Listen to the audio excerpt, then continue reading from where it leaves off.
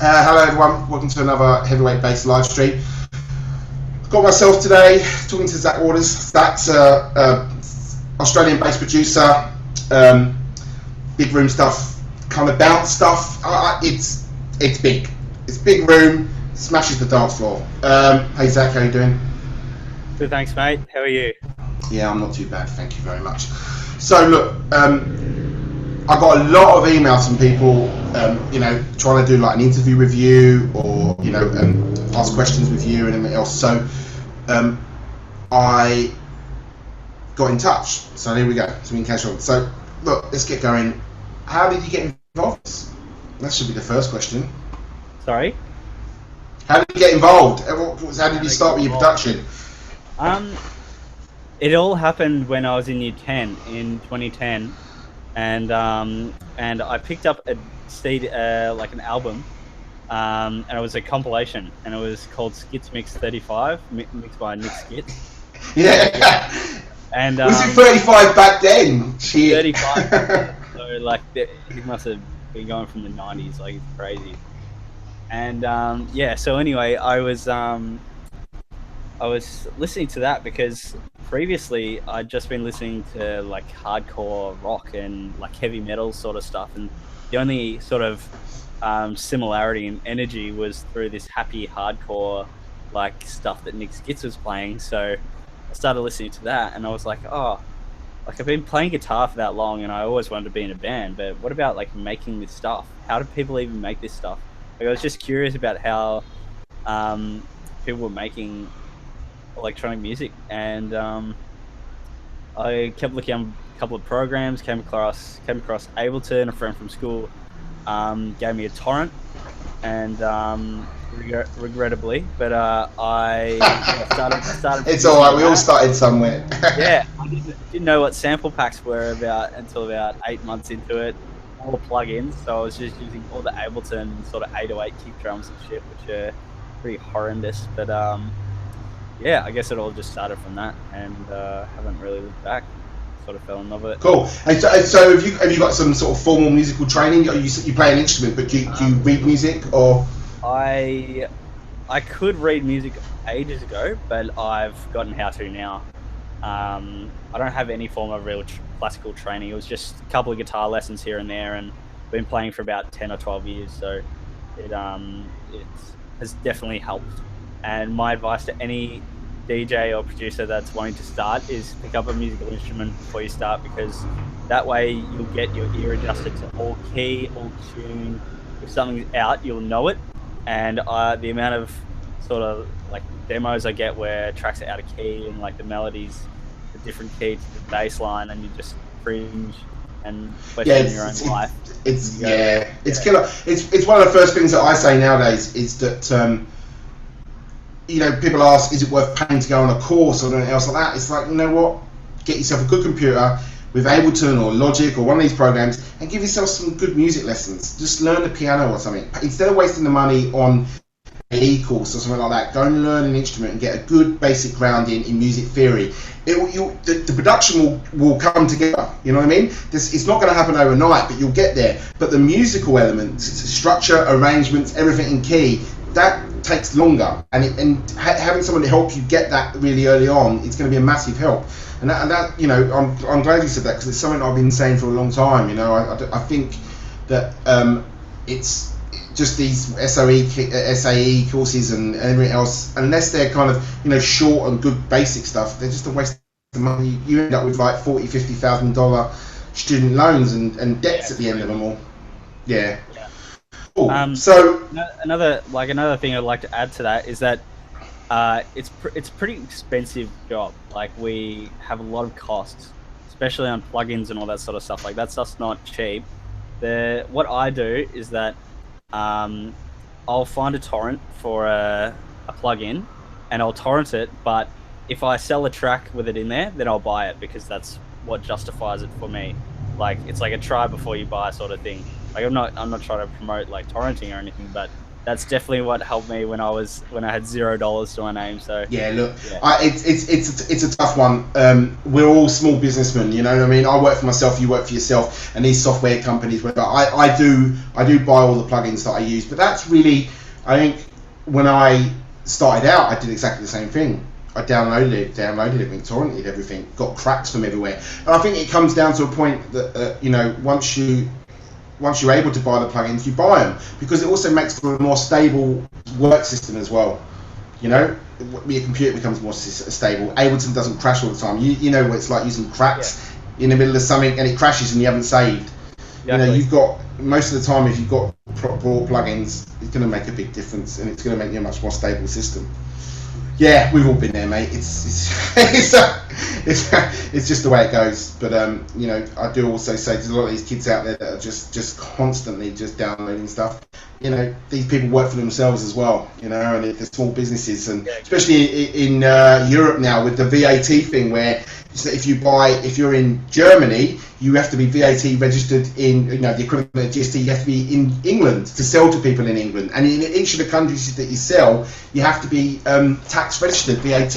And it's killed all these software companies. Loads of them have just gone under because they just can't afford to do the tax registration. So, you know, it's not expensive anymore. $25, $30 are for these plugins. You know, it's, you don't have to be spending $200, $300 anymore. And like the amount of sales that they do as well, I remember picking up Waves for like 70% off or something like that on one sale that they had. So I was stoked to get it down from like. We got, well, you'll remember, the Heavyweight Bass Producer Group on Facebook. We've got retailers in there, and we've just had a month special on Waves from a shop in England, which is Scan Audio. The sale price, it was basically nearly 70-80% off of the Waves plugins. You could get the Platinum bundle for a stupidly ridiculous cheap price. Yeah. And then you've got the support and all the updates of everything that goes along, and never have to worry about things. So yeah, you know, it's 6 of one, half a dozen of the other. So we're gonna. Yeah. So that's. How long did it take you to get your first track out? How long was it, how long was you sitting in your bedroom, writing, producing, getting, and then you got that first track signed? Well, between the space where I started producing and got my first track signed, I think it was about 2 years. But I just put up whatever I made. Like I didn't really have like a mentor or someone to tell me what to put up and what was shit and what wasn't really good. So the only way that I could get a gauge of what it was like was by judging what the reaction was by the public. So yeah, if it didn't get a lot of plays, then obviously you got to keep improving on it. If it gets lots of plays, obviously it's popular, and maybe the mix needs changing. A couple of comments might put you in the right sort of direction. But until I got that real first track signed, it was just a lot of trial and error, I guess. Yeah. And the first track was that something that was you sent to a label, or was that someone got in contact with you because of the SoundCloud stuff, or was it something that was already up on SoundCloud and they liked and wanted you, got you to kind of tidy it up? I think the label contacted me about a particular track that was on my that was up for free on my SoundCloud, but I couldn't get the sample cleared, so I didn't end up signing that, but I signed another track with them anyway. Yeah, I mean, it just shows you the power of SoundCloud, really. I mean, it's just, 20 years ago when I started out, I didn't have it, and everything was just sending music out, getting them out. Hopefully labels will pick it up, you know what I mean? And the power of the internet, social media now is crazy, which is a shame that SoundCloud's gone the way it has with all the copyright stuff. I mean, I know people are moaning about the use of samples and stuff, but you know what? It doesn't do anybody any harm. It really doesn't. It's a crazy situation. Such a great tool if you use it in the right way and legally. Yeah. Yeah. Yeah, completely. It's getting those tunes up there, getting your original releases up there, getting your mashups and bootlegs. I mean, look at all the artists that have been found via YouTube and SoundCloud. I mean, people forget about that because they're household names now. But so many of them are just found via these social media sites and everything else. It's been great. Look at Justin Bieber. He was found on YouTube by. Bieber, wasn't he? Yeah. And the other one, what's his name? The English guy, the dance guy. I always forget it. Oh, anyway, he's going out with Taylor Swift now. Oh, as my Calvin wife. Harris. Yeah, Calvin Harris. There you go. Another one. See that I always forget the names, but my wife is so the gossip. She's going out with Taylor Swift. It's just like the magazines now, mate. In the front page, front of the page of the newspapers. So, all right, let's get into Studio. So, I know you're an Ableton Live user. Is that's the first program you used? So you downloaded that torrent and stuff. Yep, that was the first program I used. When I signed my first track, I had enough money to buy it, so I went ahead and bought it. So you weren't tempted with Fruity Loops or anything else like that? You haven't tried any other program? Were you just happy with Ableton? A couple of my friends were on Fruit Loops, and I thought I was doing okay at Ableton, so I just never really bothered to sort of test the waters. I guess like if anyone starts on whatever and whatever they feel comfortable with, go for it. I don't get DAW debates at all because like whatever works. And if you make the DAW argument is a tired argument now. Back in the day, you could argue that DAW summons were different between each of the programs. Ableton didn't sound as good as Logic or Pro Tools because they spent all the development money on the warp points. But the last few updates, up to where they're at 9 now or whatever it is, make they sound amazing and they all sound good. There's no problems between them all. Yeah. I can imagine that like sort of 10 years ago when all these DAWs were coming out, there would have been massive sort of wars between preferences, and obviously the sample rates might have been different, and the way that they exported all the files, the quality might have been different. So like I can get where it comes from, but now it's just completely irrelevant because it was all the big things. Back then you had to worry about whether you rendered online, offline. As when they brought in offline rendering and track freezing changed the sound and stuff. You lost automation or whatever. All of it's been solved now. So the argument of DAWs is, I mean, I went from Logic, and I've been on Logic for a sort of, it's from when it was Notator, so it's like 20 odd years, to Pro Tools, to Studio One, and I never got on with Ableton because it doesn't have a scissor tool. And I know you've got the control split or command split or control E or whatever it is, but I just like the tool in the traditional format of a DAW, the tool bars and the way they work. I know so many people that work with Ableton and stuff. Have you had a look at Bitwig? No, I haven't. That's basically Ableton, but with all the things that everybody hate about Ableton fixed, supposedly. Really? You should have a look at it. Yeah. I mean, it's still really buggy. Yeah. Is that another? So it works. Yeah, it's another door. So it's called Bitwig. Put that in now. So it works the same way as Ableton. So BITWIG. It's got the warp points and everything else. The interface is the same as Ableton and the layout of it, but it's just got the editing and the automation is much better.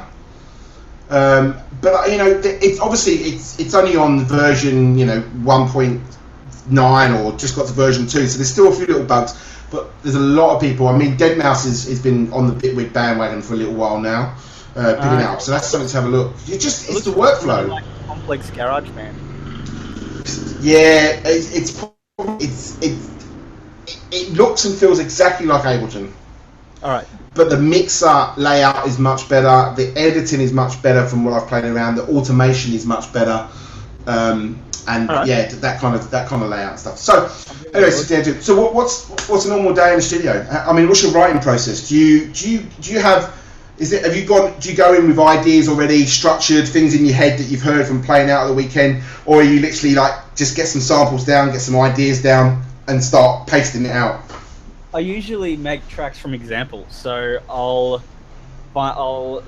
hear a sound and I go, like that'd sound really cool in a track sped up, or it'd be really cool slowed down, or in a different key or something like that, and then I'll use that sort of idea to flesh out other ideas, and then get rid of that idea, and I've got my idea in there rather than having that sort of one original sound. Usually I'll just scroll through samples for a while and sort of figure out what I wanted to do. I could go in with a idea for a BPM, or I could go in for idea for a drop. Like, it always changes, whatever I'm feeling on the day, I guess. It's just forever changing. And so, do you have this? When you start off, do you start off with a melody idea, or is it always start with the drums? Either or, really. I mostly start with melodies, that sort of just comes a little bit more naturally to me. That's interesting. Because I think that's to do with making with playing musical instruments. Yeah. So you get like an idea of like the scale. So scale is really important for writing melodies, especially because if you've got your key down, then you can write straight away from just by having it in scale, and you know all the chords and everything. Even from playing guitar, I've been able to sort of pick up a little bit of piano, not like amazingly, but I know my way around a keyboard pretty well now.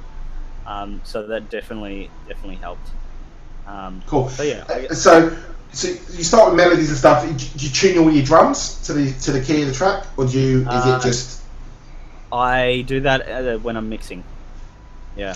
Oh, you don't do that from the beginning. You don't get that down. You just kind of do that when you're mixing the track. Yeah. Are you like skeleton? Okay, and so talking about the mixing of it, is treat the writing and the mixing process as two separate things, or do you write then mix, or do you mix as you go? I mix as I go, and then when I'm finished, I go back and tweak all the little things. Okay, I think that's sort of the standard way. I think when most people, and with your arrangements and stuff, do you do that kind of? Obviously, you get your melodies. You start with a sort of an 8-bar loop, get it going, build the idea, extend to 16, and then maybe just sort of paste out an arrangement, or do you kind of? Because some people, I know people that start with the drop and they'll get their arrangement going for their main bit, and they'll go back and work on the intro and work on the end. I mean, when I used to write, I used to get 16 bars working well, and then I'd go, okay, that's enough to arrange a track, and so then I would go, okay, here's the intro, 16, 32 bars to the drop, get to that section, work by sections. Yep. In terms of workflow, that's a really good thing to do. Like, I used to do that a lot. You make like the first sort of 16 bars of the drop, and then you pretty much got your track done. Because you've got all the ideas down. But I find that it sort of pigeonholes your creativity. If I start with something that I've never done before, like what if I made a melody that goes for 5 bars, and then I make a 5-bar loop, and then another 5-bar loop until it reaches a point where it's done that many loops that it actually adds up into something that would sound normal in a club or something like that. So there might be no drums in it, so people sort of get the idea that it's not supposed to be a 4/4. I'm sort of rambling on a bit, but I think that if you think outside the box a bit, it just promotes creativity. Yeah, you are right. Just experimenting. This is what it's all about. I mean, dance music has always been the bastion of experimenting when it comes to music. Electronic music, those forms. It's how it still leads the way. The techniques and everything else, and plugins, and half these plugins are designed for electronic and dance music nowadays because of the way that we work and experiment and stuff. So I do like your ideas on that one. So. I've got a few questions that people have sent in, so I'll ask those at the end. But as we're talking about this, one of the things was one of the questions that I get asked all the time. Anybody like yourself that I interview is sample choice, sound selection, sound design, etc., etc. So, do you use a lot of samples? I use a lot of samples. Yep, definitely. I think for me, the best samples that I use are drums, obviously, because it's hard to sort of emulate an actual drum from a plugin, and it depends about this, but tonal hits. So the way that I like working with samples is that because it's an audio, you can sort of sculpt it into something that you couldn't do on a MIDI without having to macro it into your plugin. So if you're working with Massive, it might be easier to macro a cutoff rather than use an auto filter on the channel on an audio track. But I like to even if you get the one idea down from your lead in say Massive and it's like a stab, then you can export it into audio or freeze it and then flatten it. And then you've got your sample, and then you can fade it. You can make all sort of different automation. You can cut it. You can stutter it. just by chopping the actual shape of the image of the waveform, which I like. Yeah, audio engines are so powerful now. The stuff you can do. I mean, I still I still like working in MIDI. It's just a habit, you know what I mean. Even now, even if I chop up a drum, I'll still on the rare occasions that I write anything, but I'll still use Recycle because it's still the best program for chopping up drum loops. And then export it as a Rex file and then bring it in audio that way, or put it into the sampler. But yeah, everybody nowadays just seems to be working in audio. So we had a conversation just slightly before we started broadcasting. So we were the both same mindset of kick drums in general, sample, get the best drum that you use, because then you don't have to process it. Yep. I usually like.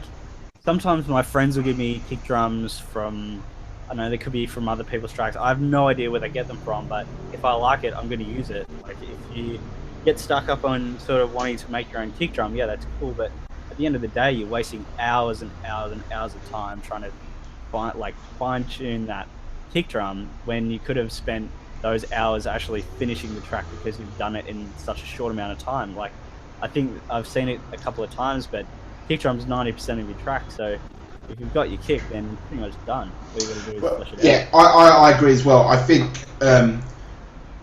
if you're making for the floor, big room stuff, you don't need to get into these technicalities. If you're sitting there making a drum and bass and you're pulling in bits and loops from all over the place because you're constructing a breakbeat, I mean, that's a different thing, but even then it's samples. But with 4 to the floor, I reckon, you know, I get asked all the time, you know, good drums and this, that, you know, where'd you get them from? If you're asking that question, you're not looking hard enough, really, and it's not that difficult. There's so many good sample packs out there, and there's so many good records out there where the kick has been exposed and is clean that you can sample. You shouldn't be struggling. And I reckon all you need is 2 or 3 kicks, and you can sit there and write tunes for the next 10 years. Yep, definitely. You don't need to be going out there and having different kicks and a different kick tune.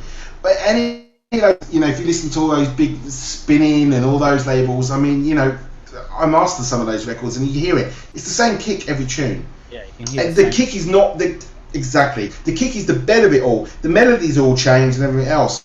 The kick, you can't tell the difference unless you listen really carefully. On a club system, you can't tell the same kick every time. So do yourself a favour and find yourself 2 or 3 kicks that work and just use them, rotate them around. That's my personal view anyway.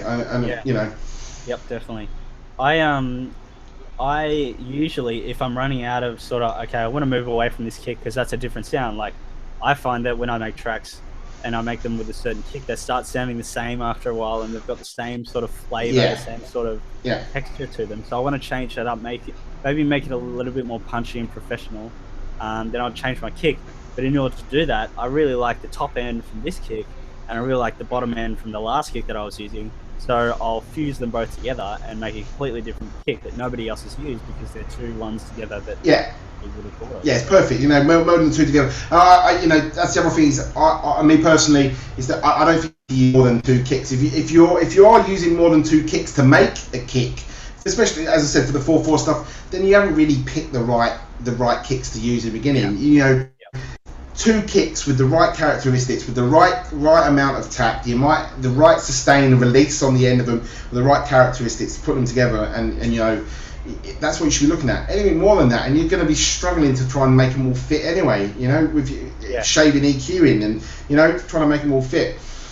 Yeah, so I'll mention this what we spoke about before, but sample the kicks, and then you haven't got to worry about processing. A little bit of, you know, you can move on and get on with the structuring of the track. You haven't got to worry about the compression. Maybe if they're on a bus, you can use a little bit of glue, catch peaks as we were speaking about beforehand. You know, catch the snare hit on the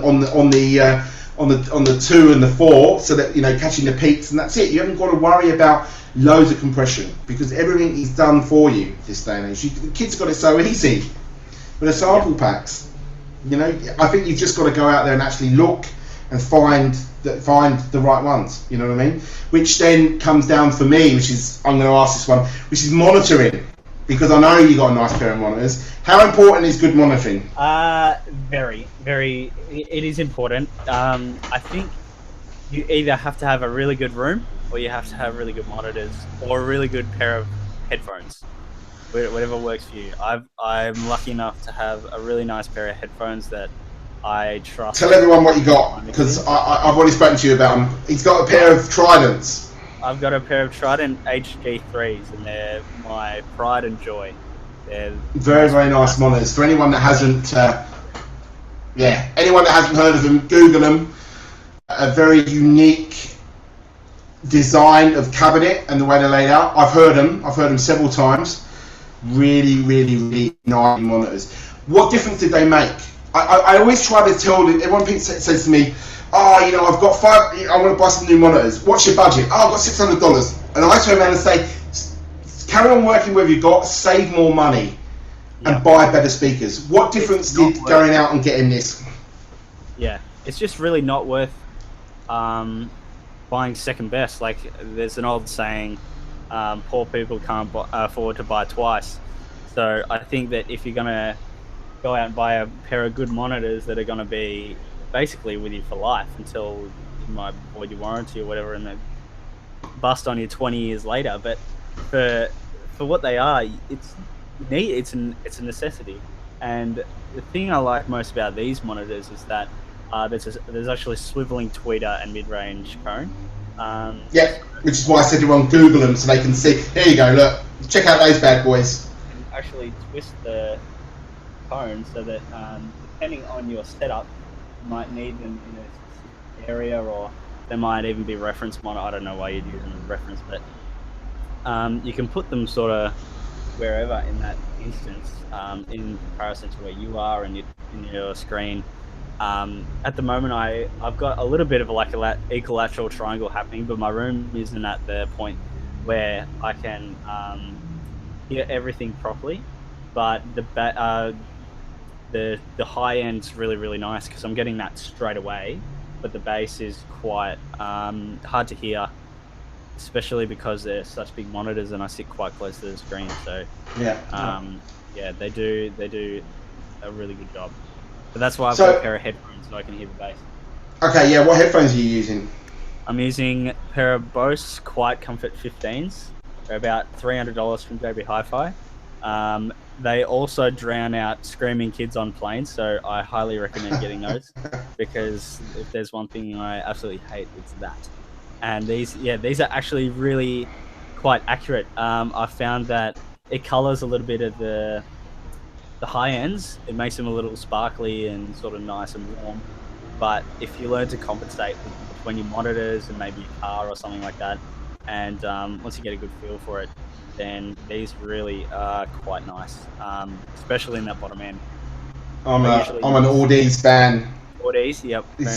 Audi's, so LCD-X's. So these basically are the best headphones I've ever heard. I use these at the studio and then I bring them home as well. It's as good as listening to my bloody 15, 20 grand PMC monitors, I've got to say. They're unbelievable. I don't know I don't know how they've done it, but these things are unbelievable. But you pay the price for it. It's $2,500 in Australia for a pair of headphones, Yeah. But it depends how serious you are about what we do. So as you said, if you're serious about it and you want to do it, then and you had a bit of success, it makes a difference, and the monitors make a difference to your mixes, the way you produce. I bet you your sound has just lifted massively since you've got those speakers. Well, I started producing on monitors in 2013, so I didn't have monitors for a good sort of 3 years when I started producing. So the first pair of monitors I bought were a pair of Event 2030s, and I was actually pretty pleased with those. They were really good sort of mid-range budget speaker for the price. I think I paid about $1,000 for them at the time. It was a big dent, but it definitely improved my production. I was not only getting a clearer sound, but I was way more motivated to actually get into the studio and make music because I had the nice gear, mate. This is what it does, doesn't it? Look, nice gear makes you want to go in. I've already posted up, but it's the same. I've just bought this home for someone who's going to take a demo, but another stereo EQ, and I can't wait to get into the studio and plug it in, and I'll go in at 7 o'clock in the morning just to plug that in. Yep. You know, as soon as the new gear comes in, it's enthusiasm. You know, and you're right. It does. It does make a difference, and the quality gear, especially monitoring, does make a difference. So, I've got some questions. So I'm going to ask the questions that people have been said. We've been chatting for about half hour. I've got, you know, I've know a whole lot more about, you know, how you started out. So I'll ask you some questions that people have sent. So Samson Brody has sent in a question. I've got loads of them actually, so we'll get through as many as I can. Do you ever have producer's block? Do you ever find it hard to come up with ideas for your track? And does it even, and how do you get over it? All right. Well, I don't know anyone that doesn't go through writer's block. One of my best friends would throw out maybe 2 to 3 tunes a week. Like his output is crazy, but he goes through times where he's like, I can't write anything at the moment. Like, what should I do? And whenever that happens, I always like, I'm so used to writing in between sort of 128 and 138 BPM. And when that happens, I'll write a track that's 100 BPM or 105 BPM. And it completely changes the way I'm thinking about a track, which then forces, it lifts the pressure and the expectation off the next track that you're about to write. So I remember I wrote a track called No Quarter, which is quite popular, and I was really pleased with the end product, but that came after 3 weeks of not writing a single thing. And then in 6 hours, I was just able to make that one tune that that went really, really well. So I was really, really excited with that. Everybody suffers with writer block at some point or another. So yeah, the advice you gave there is great. I mean, my one would be, if one of the first things I say to anyone that says about writer's block is that you will get over it. It might not be 24 hours, 1 week. It might be a month or so. It might be longer, but you will get over it. That's one of the first things to remember. I mean, for me, it would be taking a break, just getting away from the studio would be one of the first things to do. Yeah, or working through it, getting in a collab, going to work with some other people. You know, even just grabbing some loops and other sounds that you wouldn't normally use, as you were suggesting, just sketching some ideas together. You know, or just taking free notes, you know, just recording free notes with a synth, and then repeating it on a new track with a new synth, you know what I mean? And then just adding a kick and just looping these ideas that you got, just things like that. It's just writer's block. You've got to work your way through it. I mean, I think collaborating with someone else is probably the one that will help you out the most. You know, getting in with someone else and getting those ideas going. Collaborating definitely works. Yeah. And all right. Yeah. If you do play a musical instrument, go back and play your guitar or your piano for, I don't know, however long, a couple of hours, and you'll pick something up straight away, and you go, oh, that sounds pretty cool. Like, I can actually use that in a track, and then you've got your idea for a track. Done. Nick Taylor said that, actually. We did one of these with Nick not so long ago, and he starts his day first thing before he goes into the studio, or he goes into the studio, spends an hour playing the guitar, playing, you know, his favourite bands or a song that he likes, just getting those ideas going and getting some ideas going, and then he will start his day. You know, he'll get on with what he's doing. All right, Steve Callis. My question is that in order to establish a fan base from the beginning, apart from making originals, what are some of the techniques that can help your music out and about to be listened? Do free downloads work better than signing to labels? Does presence on social media play a large role? What are the important steps to take to start getting noticed? Did you get all that? Should we break it down? It's kind of, basically it's just what do you think are the best techniques of nowadays for people to get noticed? What should they be doing? What are some of the basics do you think that people should be doing, like, to get their tunes out there? Are we still post SoundCloud? Is it giving stuff away for free, or is it literally lock yourself away? I think the scene's at such a very pardon me, such an interesting state at the moment, and everybody's just craving cool. Everybody's craving something different that still works with an older sound, because I think they're a little tired with an old sound, and they want to hear something new that's fused with that old sound that they still love. So you might be incognito, and that's an element in itself. It's just another marketing thing. So therefore, you're forced to take away from the image and go towards the music, because you go, oh, there's this silhouette, don't know who it is, but he's making great music. Or it might be the opposite. It might be, oh, look at this amazing DJ. She plays great shows, or he plays great shows, or whatever. Makes great music, and that's why we love them, because they put on a good show. It's all about a selling point, and you've got to find what selling point you want your image to be. And then that links in with your online presence or your social media presence, or whatever you want to sort of fit. So yeah, I guess the way that you want to do it is sort of in your hands. I remember I started sorry, I started out promoting at a club in Frankston in Victoria called Cherry Red, and the people that I met there gave me like a couple of my first club gigs, and just getting the foot in the door gave me the motivation to sort of get going on SoundCloud, get going on Facebook. I've made a Facebook page, all this sort of stuff. Free downloads were definitely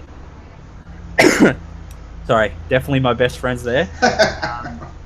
Obviously those like to download things are really, really sort of quintessential for the way that my Facebook page was moving. Unfortunately, Facebook deleted that function on Facebook, but you can do it on SoundCloud now, and with like click.dj or whatever you need to use for followers. Yeah, I think you have to be careful with that. I think a lot of people have got tired of that kind of click to like thing. It was definitely something, a few years ago when you were coming through at the beginning, it was the perfect way of starting out. And I think now people have to find more kind of, more unique ways of trying to push themselves. But look, if I'm going to add a bit of advice to that, it's going to be, you've already mentioned it several times in what you just said. It's all about hunger and wanting to do it. One of the troubles we live in now is the reality TV generation. Instant success. Everybody thinks they can be a rock and roll star or a superstar overnight. It's fucking hard work. Does not work like that in this industry. Yeah. No. I remember listening to a couple of stories from my manager, Luke, who was telling me about Will Sparks. And Will used to play maybe 6 or 7 gigs a night on a Saturday night, and he would get home absolutely stuffed and like absolutely just wrecked. And he did that for a good 2 years before he went over to America, and then he would do the same thing. He would play 8 gigs a week or whatever, and just the most hectic schedule. But I think people take for granted how hard people like Will or Tiger Lily or someone like that works, because to get to that level, you need to be working your absolute arse off. And the only sort of people who've got to that level without doing anything have been in sex tapes or something like that. So, mate, it's just luck. Luck plays a big part on it. Another thing I always say is like the percentage of people, the amount of people doing this for a living or trying to do it for a living, with a percentage of people that are successful, whatever, mate, it's the tiniest percentage of people that actually manage to get through. You know what I mean? And people look, percent, definitely. It's got a bit, yeah. And people look at it going, oh, so and so can do it. It's not. No, half of it is. There are some people that are very lucky that have gone sex tape style, have got there that way. You know what I mean? Everything else is down to hard work and graft and learning your trade and perfecting it. If you write shit music, people are not going to buy it and are not going to go and watch a DJ. It's a simple thing as that. I mean, that is it.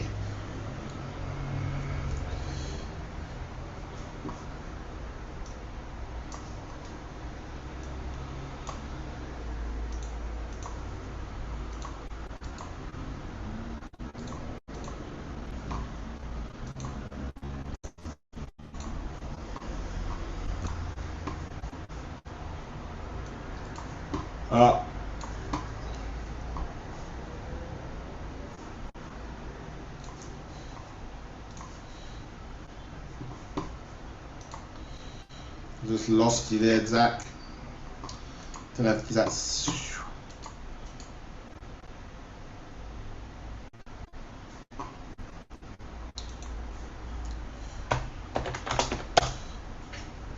All right, everybody. Well, I think we've lost Zach there.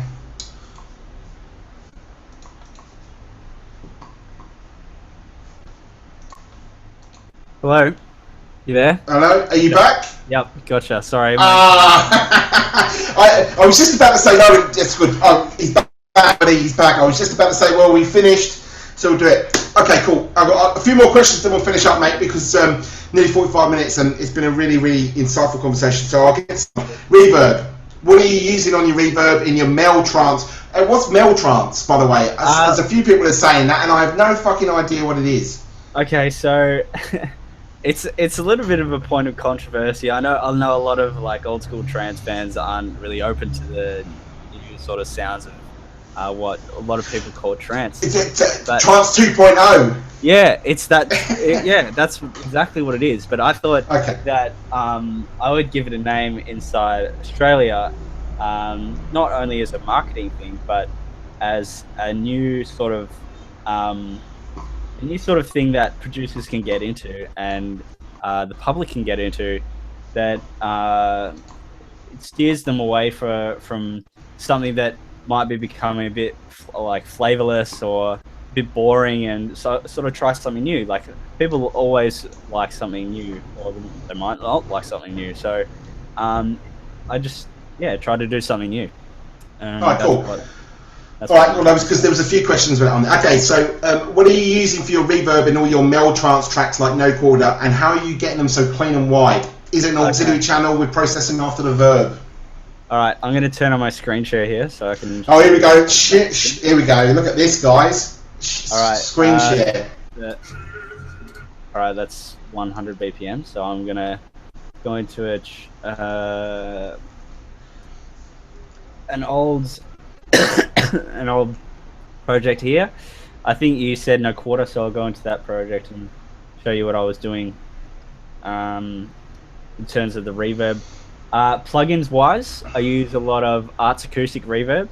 Not in this program, but recently Arts Acoustic I really liked. Yeah, very, very good, yeah. Yeah, and just the standard Ableton reverb, actually. Yeah, have you tried the Valhalla reverbs? Yeah, I have tried Valhalla, but I haven't sort of... I'm a big fan, mate. I'm a big fan of Valhalla stuff. It's really, really nice. Yeah.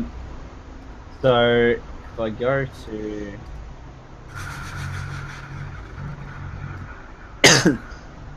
Alright, I've got a vocal channel here.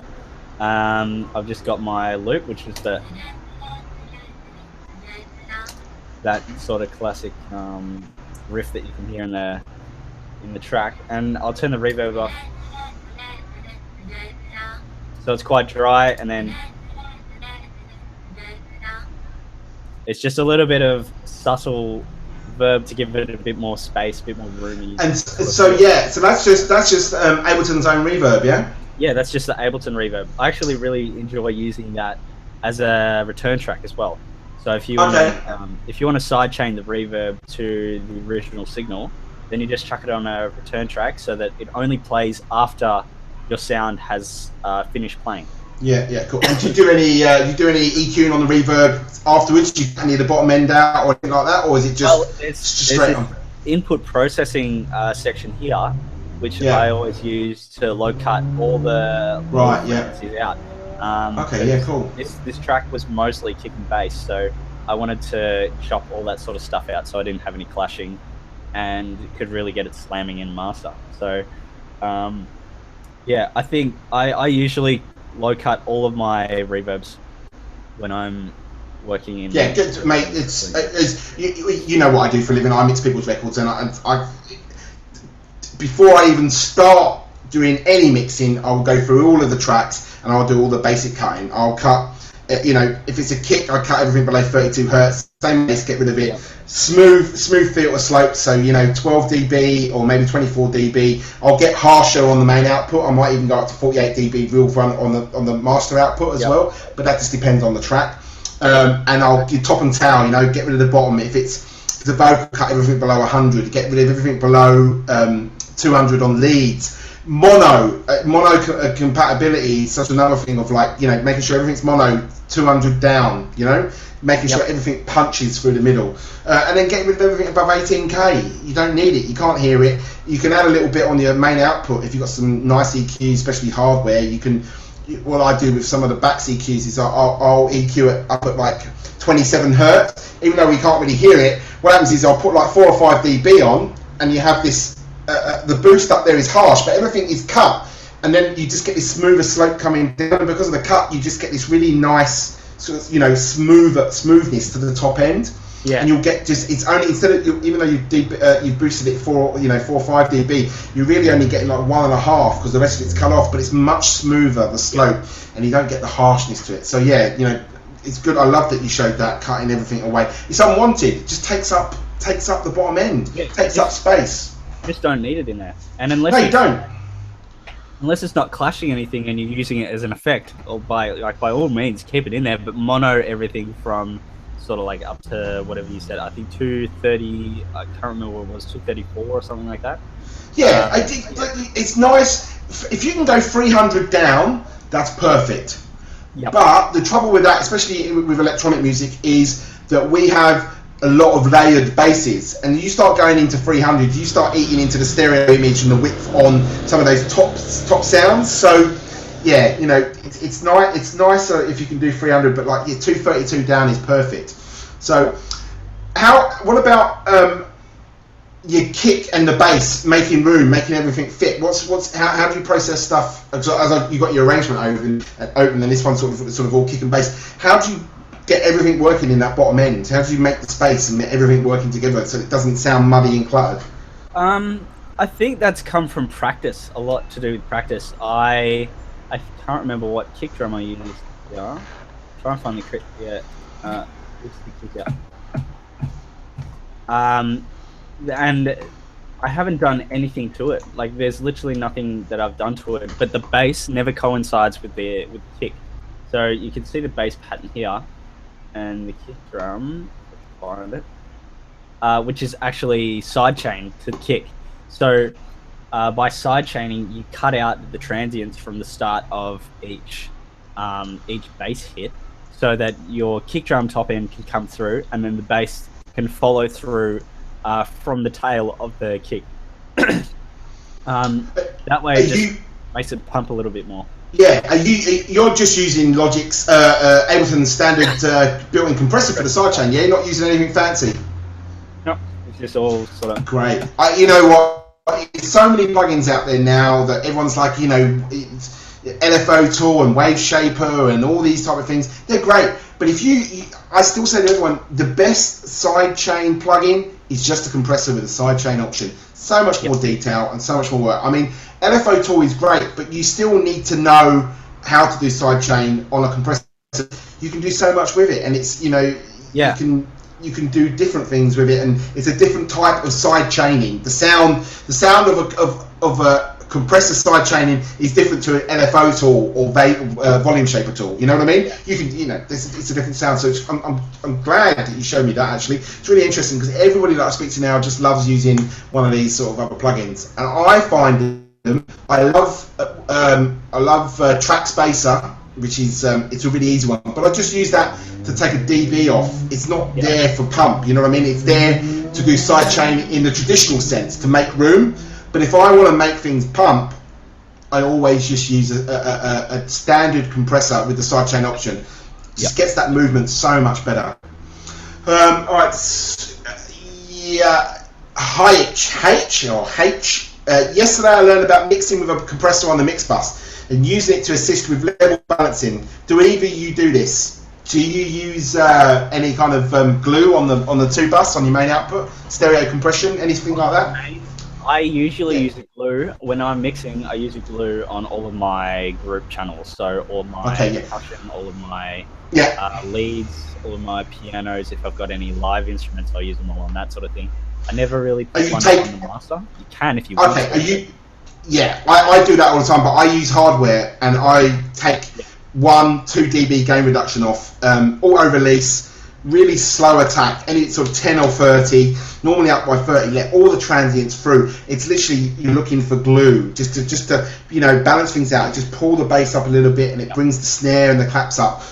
When you're using the glue, and I love the Cytomic glue compressor, it's probably one of the best plugins out there, and I can't believe that, you know, You get it inside Ableton now. It's the plugin, isn't it? That's what you get. Yeah. It comes in part of it. So when you use that on your bus channels and stuff like that, are you taking a lot? Is there a lot of gain reduction, or are you just catching peaks? You're just getting the needle moving a little bit. Just catching peaks. I'm sort of seeing it compressing to about -2 or 3 dB. So it's not like perfect, mate. Yeah. No, that's great. I love it because over compression is the bane of dance music. You know, people over compressing stuff. You don't need to be compressing these drums from sample packs or stuff like that. You just need to be catching the peaks, gluing them together. And it's the same with all your buses. It's literally the magic happens on the bus, on your auxiliary channels, on your drum bus, on anything else, not on the individual channels. It's the way that you glue things together and you get that release working on the compressor and getting the pump. It changes the groove of the track, and that's where the magic happens, I think, personally. Yep. Good. I mean, I love seeing that. I love seeing you using the compressor to do the sidechain. It's just because everybody's looking for easy options nowadays. With the compressor, it definitely actually taught me how to compress normally. Like the way that I first started using compressor because it had a sidechain function, and I thought that was a cool effect. And it was only up until like a couple of years ago that I actually recognized that, oh wait, I can actually use compressor to sort of squash these sounds and fit it into a mix a bit better. So it was only until then that I started playing around with the ratio and attack and the release and understanding what they all do and getting a better understanding of the compressor. Yeah, play around with it, mess around with the attack and the release, and you learn what it does. You know, you can sit there and read all the fucking guides online and watch anything else. You need to be able to hear what each of those functions do, each of those things on the compressor, what they do to the sound that you're working on at that point, what it does, and that's how you learn. Yep. You know, and in dance music, we end up using we use settings that are just can be way more extreme than the guys in rock music would do, because we're looking for some crazy stuff, which is how the whole some crazy pumping thing has come along in the first place. Yeah, you don't get any other style really doing it like we do, getting that proper pump going. All right, just a couple more questions, Zach, and then I'll let you go, man, because I really appreciate your time. All right, this is a good question actually. How organic was your rise in the scene? Obviously, you had massive success with the free release of Zenit and its subsequent signing, but how much work, promotion, money did you have to put into Zenit? And that's from Cut Slip. We sort of covered this before with the label getting in touch with you and stuff, but I quite liked the how organic was your rise, to getting signed. I really like that work. I think with Zenit in particular, I got very, very lucky. There was a video that went viral of Will playing Zenit at Future in 2014, I think. It was at Future in Sydney, and the camera sort of caught Zenit being played at a moment where you couldn't see the crowd, but when it dropped, the camera popped up above the decks from behind Will to watch, like, I don't know how many people would have been in the crowd, maybe 10,000-20,000 people going mental, and it was a pretty cool video, and yeah, it just went nuts on my page, and Will posted it off his page, and I can't thank him enough for doing that, and it got me thousands and thousands of likes in a matter of weeks. So that was definitely something that just slingshot that track into a bit of popularity, which was organic is a perfect word to describe that, to be honest. The way you said it, it was just that is just a real organic vibe to the way that everything happened with that track and the way things have grown.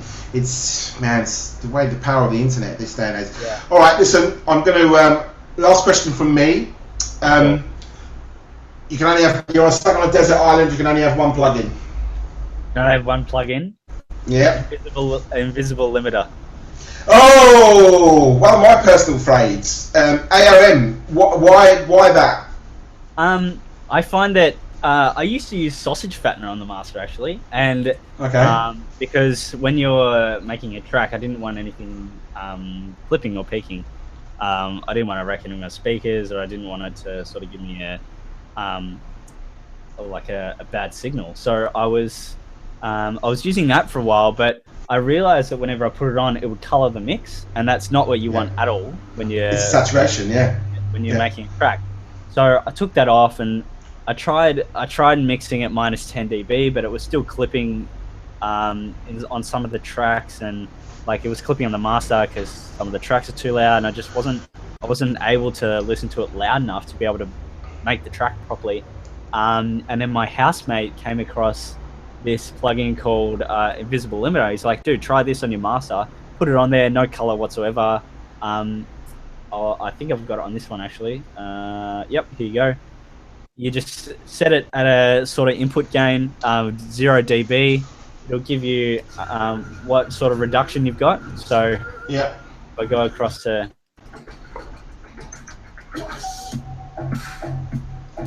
and I'll show you. You can see where your track's actually peaking without it on the master. So it's a great plugin. Yeah. And if you are happy with the mix and you want to play it out and test it out and see what your mix is like at the club or something, you just whack the input gain up so you've got enough sort of volume to actually compete with other tracks that you're playing in your set. You can play it out just from turning up this input gain. So yeah, you can sort of turn it up.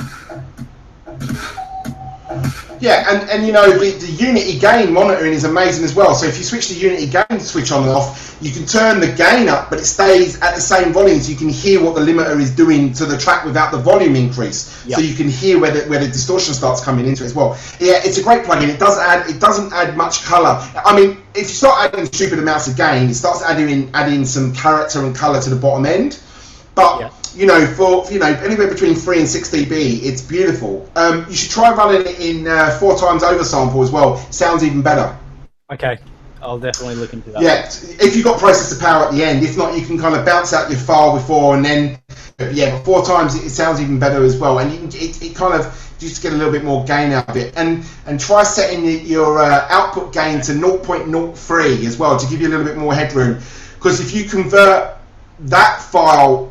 Minus 0.03. If you convert your WAV file like that to an MP3, you'll get it will clip over because of intersample peaks because you pushed it so high. Just pulling it down that little one gives a little bit more headroom. Yeah, that's a little bit of a tip for you.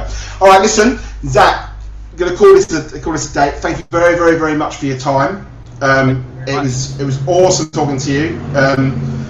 Really, really insightful. Lots of good advice. Hope everybody listening. There's lots, mate. I've got so many questions here in front of me. My email's been going bing, bing, bing with questions from people and stuff. So, you know, hopefully we can do this another time. I'd love to in a couple of months maybe try and do an actual walkthrough of a track with you if you've got time. We can set up a Google Hangout and you can actually just walk through a track in a couple of months if you're up for it.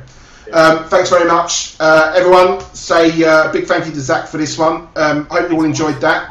And just one more thing, I'll be doing I'll be posting a tutorial. I mentioned a tutorial a couple of weeks ago to celebrate sort of 50,000 likes on my page. So that'll be going up probably tomorrow, and I'll cover a bit more in depth about what I do for my reverb and all that sort of stuff. So there are. Can I share that on the blog? Yeah, that'd be great. Thank you. All right, well, I'll post that up on the blog as well. So everyone, Zach's got a tutorial going up. Listen, Matt, I really, really appreciate it. We've got another live webcast going out next week. I'll let you know who it's with and everything else. Thanks very much for tuning in. Speak to you next time. Take care. See you later, mate.